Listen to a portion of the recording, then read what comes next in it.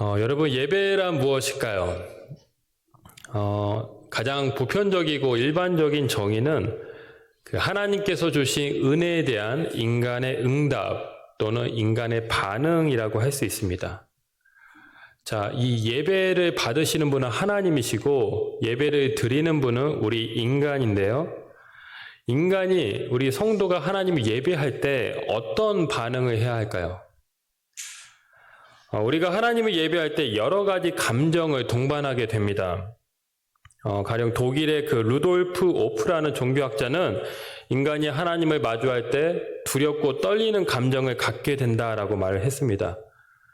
실제로 성경을 보면 모세나 베드로가 하나님을 처음 대할 때 자신이 죄인됨을 깨달으면서 엎드리고 두려움을 경험하게 되죠. 자, 이런 두려움을 경험하는가 하면 또 이것과는 정반대되는 모습이 나타나기도 합니다. 그것이 무엇입니까? 바로 기쁨이란 감정이죠. 다윗이 언약궤를 가지고 들어올 때 그는 치마가 벗겨지는 것도 모를 정도로 기뻐하면서 춤을 추었습니다. 사마리아 여인이 예수님을 만나고 그는 비로소 물동이를 던지고 마을로 뛰어들어가는 그런 여인으로 변화가 됩니다. 이 모두가 어떤 신적인 임재 앞에서 기쁨이 분출된 것을 우리에게 보여주고 있는 것이죠. 오늘 시편 100편은 흔히 감사 시편으로 분류가 되는 말씀입니다.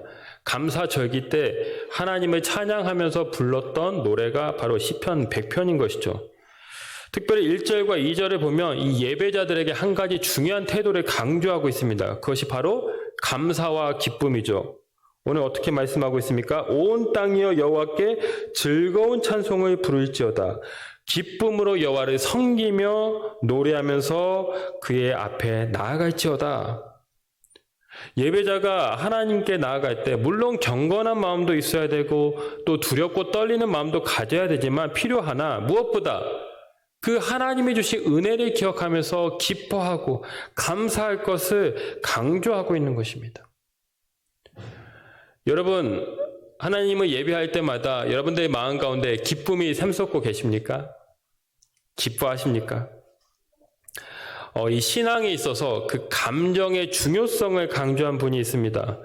18세기에 미국의 대각성 운동을 주도했던 조나단 에드워드라는 목사님인데요. 이분이 감정론이라는 아주 중요한 책을 썼습니다. 그 감정론이라는 책에서 이런 말을 합니다. 어떤 감정 하나만을 가지고 이 사람이 은혜를 받았는지 안 받았는지 판별하는 것은 매우 위험하고 잘못된 것이지만 감정 자체를 불필요한 것으로 보거나 감정 무용론을 주장하는 것은 비성경적이다, 이런 주장을 한 것입니다. 하나님 자신이 인격적인 분이셔서 다양한 감정을 표현하셨고 성경을 보면 마음과 열정을 다해서 주도의 하나님을 사랑하라 이렇게 명령하고 있기 때문에 이 감정은 참 중요하다는 것이죠. 세상에서도 감정에서 여러 가지 행동이 나오듯이 이 종교적인 어떤 감정이 내 신앙을 또 이끌어내기 때문에 이 내 감정의 상태를 잘 관찰하는 것은 대단히 중요하다라는 것입니다. 여러분, 아이가 건강하고 또 부모도 건강하다고 한다면 아이가 부모에게 나아갈 때 그 아이의 마음에는 기쁨이 있을 것입니다. 어떤 기대감과 또 평안함, 자유함을 가지고 그 부모에게 나아가겠죠. 마찬가지입니다. 우리가 하나님께 나아갈 때 우리 마음에는 기쁨이 있어야 됩니다. 기쁨을 가지고 하나님께 나아가야 되는데 어떻게 하면 우리가 이 기쁨의 예배자로 살아갈 수 있을까요? 도저히 기뻐할 수 없는 어떤 인간적인 상황이 우리 가운데 있다 할지라도 우리가 어떻게 그럼에도 불구하고 기쁨으로 주님 앞에 나아갈 수 있습니까? 여러분, 데살로니가전서 5장에 보면 아주 유명한 구절이 있습니다. 우리를 향한 하나님의 뜻이라고 하면서 세 가지 중요한 명령을 하시고 있는데요. 우리 같이 한번 이 말씀을 읽어보시면 좋겠습니다. 데살로니가전서 5장 16절로 18절 말씀인데요. 항상 기뻐하라. 같이 읽겠습니다. 시작. 항상 기뻐하라. 쉬지 말고 기도하라. 범사에 감사하라. 이것이 그리스도 예수 안에서 너희를 향하신 하나님의 뜻이니라. 아멘. 자, 여기서 첫 번째, 항상 기뻐하라 이것을 강조하고 있죠. 그렇습니다. 우리는 어떤 특정한 시간, 특정한 장소에서만이 아니라 모든 상황과 시간 속에서 기뻐해야 됩니다. 그럼 어떻게 기뻐할 수 있느냐? 나머지 두 개의 그 명령 속에 답이 들어 있습니다. 두 번째가 무엇이었습니까? 쉬지 말고 기도하라. 기도할 때 기뻐할 수 있는 것입니다. 여러분, 우리는 연약합니다. 우리는 쉽게 낙심하고 절망과 근심에 빠집니다. 내 의지와 노력만으로는 기뻐하기가 불가능하다라는 것이죠. 그래서 우리는 기도해야 되는 것입니다. 하나님, 저는 도저히 기뻐할 수 없습니다. 내 힘으로, 내 상황, 내 형편 속에서는 기쁨이 나오지 않습니다. 그러니 하나님 나에게 기쁨을 주십시오. 내 힘이 아니라 성령의 능력과 힘으로, 내 안에 계신 그 성령님으로 말미암아 기뻐할 수 있게 하십시오. 이렇게 기도해야 된다는 것입니다. 기도할 때 기뻐할 수 있죠. 또 하나가 무엇입니까? 범사에 감사하라. 감사하되 모든 일에 감사해야 된다는 것입니다. 그럴 때 기뻐할 수 있는 것이죠. 아무리 작고 하찮은 것이지만 그 속에서 어떤 감사의 조건을 발견하게 될 때 우리 가운데 기쁨이 샘솟는 것입니다. 여러분, 우리가 모든 일 가운데 우리의 영안이 열려서 감사의 조건을 발견할 수 있기를 원합니다.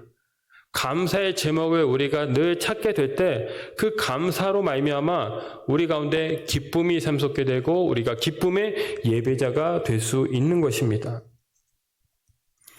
여러분, 365 땡큐라는 책이 있습니다. 365 땡큐. 존 크렐릭이라는 그 대법원 판사가 자신의 그 감사했던 삶을 살면서 변화된 자신의 모습을 책으로 쓴 것이죠. 이분은 30년 넘게 법조계 그 판사로 종사를 했는데 변호사 그 사무실은 점점 망해가고 있었습니다. 결혼 생활은 파경을 또한 맞이하게 되죠. 아들과의 사이가 멀어집니다. 은행 계좌는 텅텅 비게 됩니다. 그는 외로움과 우울만이 가득 남게 되고야 맙니다. 그래서 그렇게 극심한 고통 가운데 절망하고 있는데 어느 날 어린 시절 할아버지가 그에게 들려준 이야기가 생각이 납니다. 이렇게 말했습니다. 네가 가지고 있는 것들에 대해서 감사하는 법을 배울 때까지 네가 원하는 것을 얻지 못할 것이다. 그는 감사해야 그래야 모든 것이 다시 회복된다는 것을 깨닫고 그때부터 감사 편지 프로젝트를 시작하게 됩니다. 하루에 하나씩 매일 손편지를 쓰는 것입니다. 가족에게, 직장 동료에게, 또 가게 점원, 또는 대학 친구, 나와 지금 적대적 관계에 있는 그 사람들에게까지 매일 손수 정성스럽게 편지를 써서 전했습니다. 그리고 그 효과는 아주 즉각적이고 다양하게 나타났습니다. 그가 365번째 그 감사 편지를 다 마쳤을 때 그의 몸무게는 줄어 있었고요. 그의 사업은 번창했고 자식들과 좋은 관계를 맺게 되었고 사랑하는 사람을 또 다시 만났는가 하면 친구들과도 연락이 되면서 긍정적이고 여러 가지 심오한 변화가 동시에 일어나게 되었다. 그 책에서 간증을 한 것입니다. 단지 감사의 이유를 찾아서 표현했을 뿐인데 그 우울하고 절망적인 마음이 사라지고 대신 기쁨이 넘쳐나는 삶으로 변화가 된 것입니다. 여러분, 미국 시카고에서 태어난 그 위너 솔맨이라는 화가가 있습니다. 이분이 그린 유명한 작품 중에 헤드 오브 크라이스트라는 성화가 있습니다. 사진을 한번 보여주시면 예수님의 성화인데요. 우리가 늘 자주 봤던 그런 성화인데요. 자, 네, 이 그림입니다. 여러분 익숙하시죠? 많이 보셨죠? 위너 솔맨이라는 그 화가가 그린 작품인데 이 책이 1945년도에 이제 인쇄가 됐는데 무려 500만 부 이상이 팔리고 예수님의 성화 중에 가장 인기 있는, 가장 많이 알려진 그림이 되었습니다. 자, 이 그림을 그리게 된 동기가 참 특별한데요. 이분이 1917년도에 이제 결혼을 하고 나서 얼마 안 된 시점에서 그만 중병에 걸리고야 맙니다. 의사가 임파선 결핵을 진단하면서 길어야 3개월만 살 수 있습니다. 이렇게 진단을 한 것입니다. 이 말을 들은 그 화가 솔맨은 크게 절망하게 됩니다. 이 아내가 유명한 가수였는데 임신한 지 얼마 안 되어서 그 아내에게 참 미안했고 또 태어날 아이를 생각할 때도 너무나도 괴로웠던 것이죠. 근데 그가 이렇게 절망 속에서 신음하고 있을 때 그의 아내가 이렇게 말을 합니다. 여보, 3개월밖에 못 산다고 생각하지 말고 하나님께서 3개월을 허락해 주셨으니 우리 감사하면서 살아갑시다. 그리고 아무 원망도 하지 맙시다. 3개월이 얼마입니까? 천금 같은 그 기간을 감사하게 여기고 가장 아름답게 만들어 봅시다.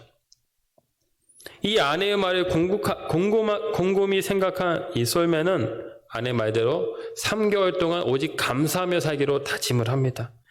그래서 그는 아주 작은 일에서부터 감사를 시작하고 그래서 이제 그 자신의 생애 마지막 작품이라 생각하면서 그 헤드 오브 크라이스트 그 그림을 그리게 된 것이죠. 그리고 이제 3개월이 지났을 때 그에게 기적이 일어났습니다. 자, 3개월 시한부 인생 진단을 받지 않았습니까? 그런데 3개월이 지나도 몸이 약하지 않고 오히려 더 건강해진 것입니다. 그래서 병원에 가서 다시 진단을 했더니 그 임파선 결핵이 깨끗하게 사라졌다라고 합니다. 주치의사가 너무나 놀라서 아니 도대체 무슨 약을 먹었길래 이렇게 깨끗이 나았습니까? 라고 물었다고 합니다. 그때 솔맨이 이렇게 대답을 했다는 것이죠. 내가 다른 약은 먹은 것이 없고 아내가 주는 감사하는 약을 먹었습니다. 그러자 의사가 박수를 치면서 이렇게 말을 했다고 합니다. 바로 그것이 명약입니다. 감사는 최고의 항암제요. 감사는 최고의 해독제요. 감사는 최고의 치료제입니다. 감사하는 태도가 저의 병을 낫게 했을 뿐만 아니라 이 세상에서 가장 유명한 그 예수님에 대한 성화를 만들게 한 것입니다. 여러분, 오늘 본문 4절에서 말씀하고 있습니다. 우리 4절 말씀을 다시 한번 읽어보실까요? 4절입니다. 시작. 감사함으로 그의 문에 들어가며 찬송함으로 그의 궁정에 들어가서 그에게 감사하며 그의 이름을 송축할지어다. 아멘. 우리가 하나님께 나아갈 때, 하나님을 예배할 때 바로 지녀야 될 태도가 무엇이냐? 감사라는 것입니다. 감사할 때 하나님의 은혜를 우리가 더 깊이 깨닫게 됩니다. 감사할 때 진정한 찬양이 내 안에서 우러나오게 됩니다. 감사할 때 우리가 하나님께 기뻐할 수 있는 것입니다.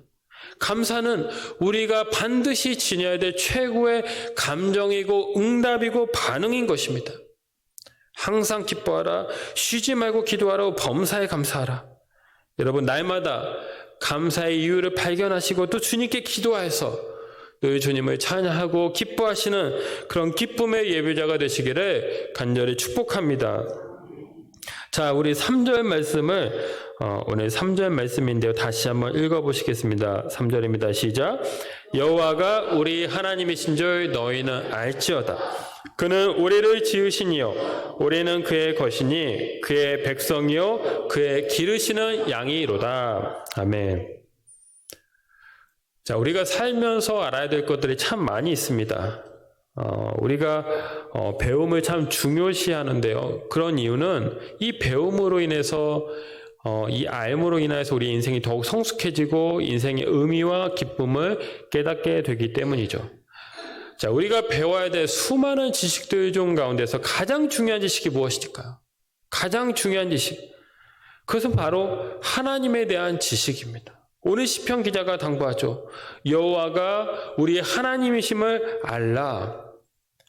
자, 하나님이 어떤 분이신가를 알라 이렇게 당부를 하고 있는데, 자, 여호와가 누구입니까? 여호와는 하나님의 이름을 말하는데 스스로 있는 자라는 뜻이죠. 스스로 있는 자, 자존자인데, 자, 이 자존자 안에 세 가지 뜻이 있음을 우리가 오늘 3절 말씀을 통해 보게 됩니다. 첫 번째는 무엇입니까? 그는 우리를 지으시니요라고 말씀하고 있죠. 우리의 창조주라는 것입니다. 여호와 하나님은 우리의 창조주가 되십니다. 하나님은 만물의 근원이자 우주의 창조자이십니다. 그분은 무에서 유를 만드셨고 모든 피조물을 질서 있게 유지하고 계십니다. 자, 하나님은 지금도 우리의 주인이 되셔서 날마다 우리를 위해 새로운 일을 창조하고 계십니다. 그래서 우리의 모든 삶은 주님의 그 손 아래 있는 것이죠.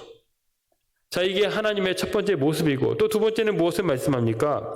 우리는 그의 거신이라고 말씀하고 있죠. 그의 백성이요. 그의 거신이 그의 백성이요.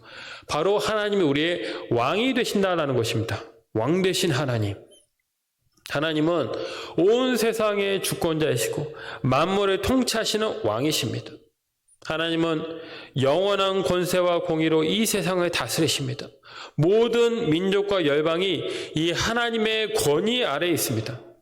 우리가 예배와 찬양을 드리는 이유는 이 하나님이 우리의 왕이시고 우리의 모든 주권을 가지고 계신 주권자이기 때문에 그분께 이런 경배를 드리고 있는 것이죠. 자, 또 세 번째는 무엇입니까? 우리는 그의 기르시는 양이로다라고 말씀하고 있습니다. 바로 목자이신 하나님을 말씀하고 있습니다. 우리는 양이고 하나님 우리의 목자가 되신다라는 것이죠. 하나님은 자신의 백성을 따뜻하게 어루만지시고 인도하시고 보호하시는 자비로운 목자이십니다. 하나님은 우리의 일상 속에서 지금도 세밀하게 우리를 돌보시고 우리와 함께 하신다라는 것이죠. 양이 목자를 떠나서 살 수 없듯이 우리는 주님을 떠나서는 살 수가 없습니다. 주님의 인도를 받으며 살아야 합니다.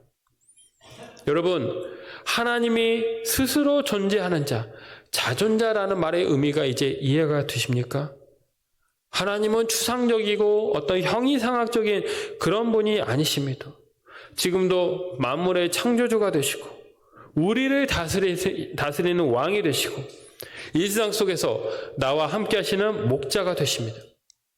우리가 이 사실을 붙들어야 됩니다.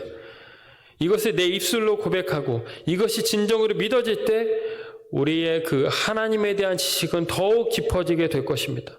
그래서 그 하나님을 아는 지식으로 말미암아 하나님을 더 깊이 알아감으로 말미암아 내 안에 기쁨이 샘솟는 것이죠.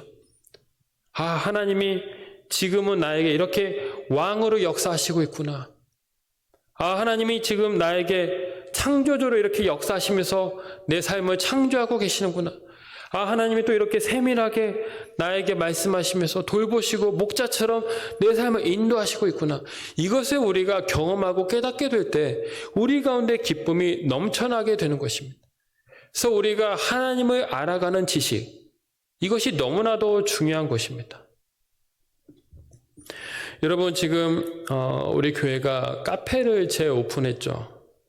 제가 그 바리스타 교육을 하시는 목사님한테 이런 말을 들었습니다. 카페는 커피를 내리는 사람이 많은 것도 중요하지만 사실은 그 커피를 잘 관리할 수 있는 한 사람이 더 중요하다. 이런 말씀을 하시더라고요.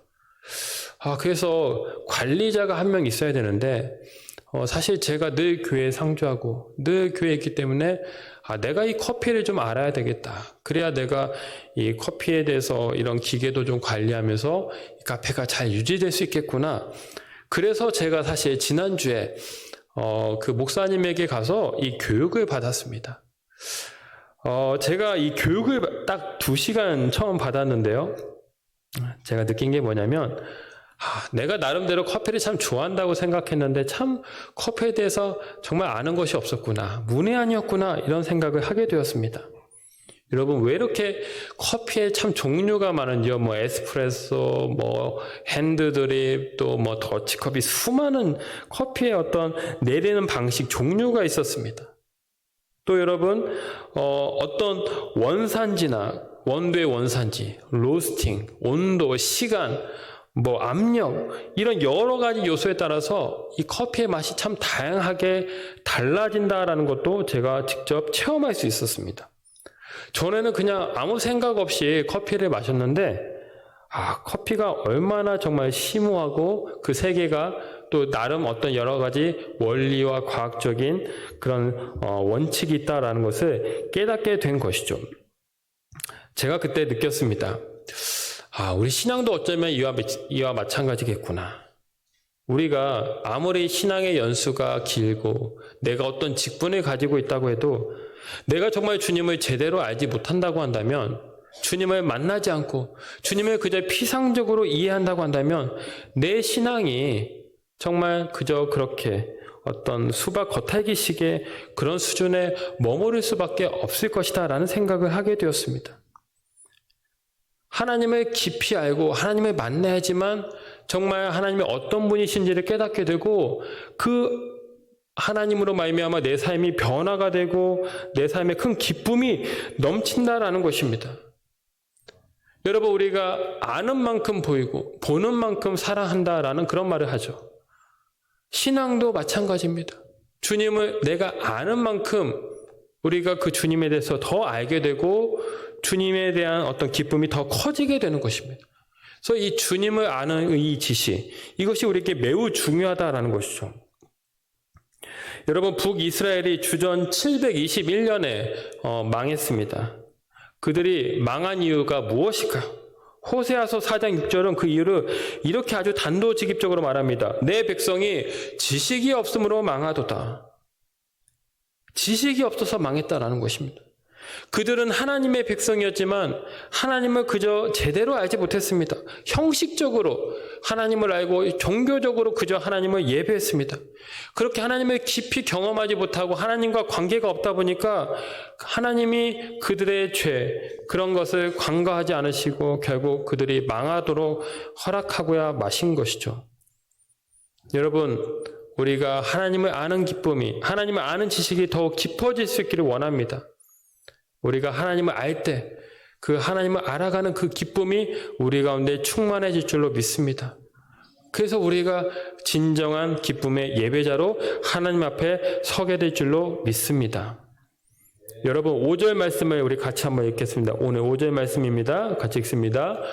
여호와는 선하시니 그의 인자하심이 영원하고 그의 성실하심이 대대에 이르리로다. 아멘. 자, 이 5절은 시편 100편의 결론입니다. 결론인데 어떻게 마무리하고 있습니까? 하나님이 선하시고 인자하시고 성실하시고 그런 영원한 분임을 노래하고 있습니다. 여러분, 하나님의 어떤 성품에 대한 말씀이죠. 앞서 3절에서는 하나님이 어떤 사역을 하시는지, 어떤 역할을 갖고 계신지 우리에게 보여주고 있다고 한다면 이 5절에서는 하나님이 어떻게 우리에게 존재하시고 있는지 그 하나님의 마음을 보여주고 있습니다. 하나님이 선하시고 인자하시고 성실하신 분이심을 우리에게 말씀하면서 그 하나님을 찬양하고 있는 것입니다. 그래서 그 하나님으로 말미암아 기뻐하라 이렇게 당부하고 있는 것입니다. 여러분, 우리가 지금 다니엘 기도회를 통해서 참 많은 은혜를 받고 있습니다.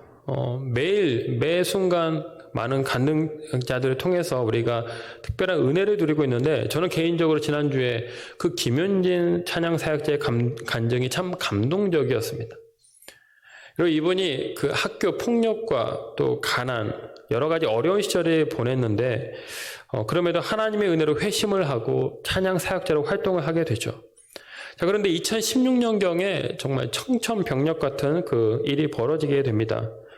여러분, 노래하는 사람에게는 성대가 정말 생명 아닙니까? 그런데 이 성대 주변 근육이 경련을 이제 하게 되는 그런 경련 증세가 찾아와서 이 병원에서 검사를 했더니 계속 노래를 부르면 목소리를 잃을 수도 있습니다. 이런 진단을 받게 된 것이죠. 자, 이 노래를 사명으로 알고 또 살던 그분에게 얼마나 상심이 되는 소리입니까? 그래서 이분이 간절하게 고쳐달라고 이렇게 예언을 하고 기도하죠. 그런데 그런 기도에도 불구하고 하나님은 응답해 주지 않았다라고 합니다. 여러분, 내가 정말 간절히 기도하고 하나님께 부르짖었는데 하나님이 고쳐주지 않고 응답하지 않는다라고 한다면 어떻겠습니까? 때로 원망과 불평에 나을 법하지 않습니까? 좌절할 수 있지 않겠습니까? 근데 이분의 간증이 참 은혜가 된 것이 이렇게 말했습니다. 하나님이 고쳐주시지 않았지만 그럼에도 하나님은 선하십니다. 인생을 살다 보면 사망의 음침한 골짜기를 걸을 수 있으나 그때도 하나님은 나와 함께 하시고 나를 선한 길로 인도하시며 나를 선한 길로 인도하시는 참 좋으신 하나님이십니다. 이렇게 고백을 한 것입니다. 그렇습니다, 여러분. 우리가 고난 중에도 낙심하지 않고 기뻐할 수 있는 이유가 바로 여기 있습니다. 우리 하나님은 선한 하나님이시다라는 것이죠. 하나님은 나를 인자하게 바라보시고 나를 지키시면서 나를 위해 쉬지 않고 성실하게 일하시는 분이십니다.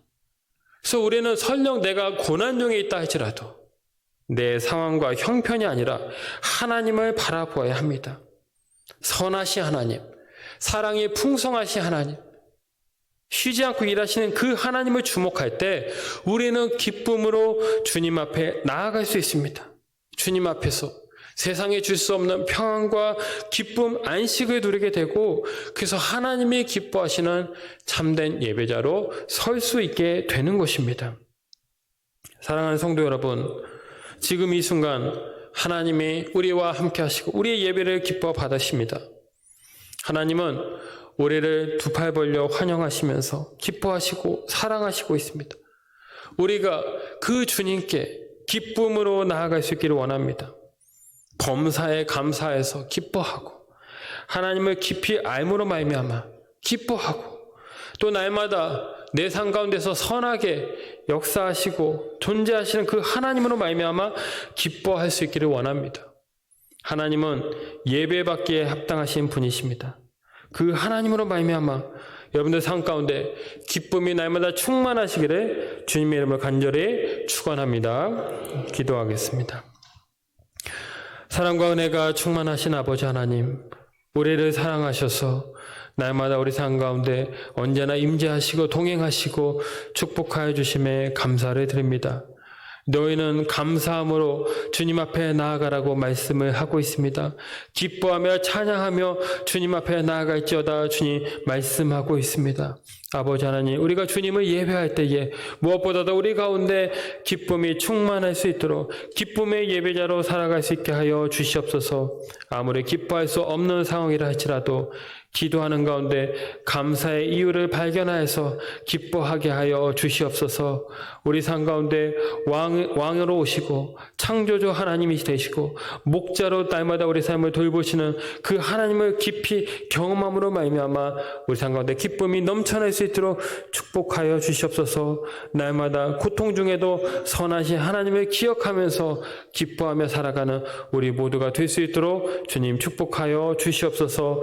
감사를 드리며 예수님의 이름으로 기도하옵나이다. 아멘.